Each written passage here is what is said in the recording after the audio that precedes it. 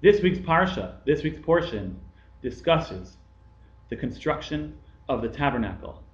Parshat Teruma details at length the gifts that the Jewish people give in order to facilitate the building and the construction of the actual temple. The temple in Hebrew is called a Mishkan.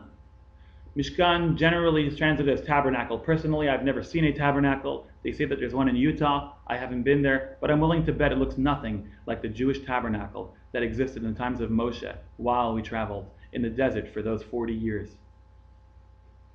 A very important question I would like to ask is the following.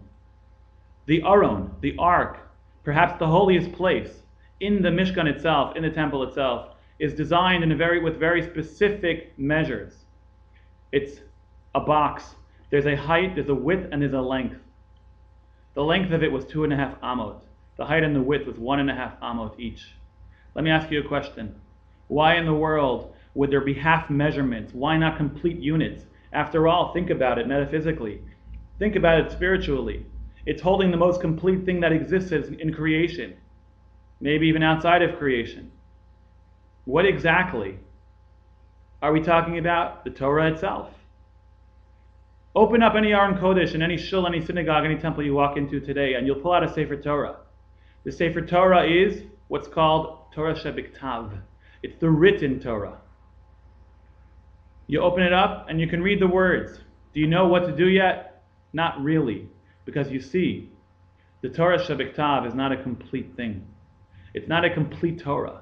When we talk about Torah, we're referring to the overall Torah.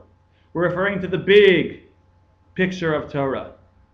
We're referring to Torah, and that of course incorporates two elements, the element of Torah Shebiktav, the written Torah, as well as the element of Torah Shebal Peh, the oral Torah. How can the Ark, which houses the Torah, be constructed in complete units? It does not. It is not hosting a complete unit. It is hosting something which is only partial in nature. It is hosting that which represents the entirety of the Torah. But don't think for a moment that the 5 books of Moses, the Chamisha Chumshei Torah, that the written Torah itself represents the entirety of the Torah. The entirety of the Torah is too vast to be stuck into 5 books. Think about it and have an amazing Shabbat. Take care.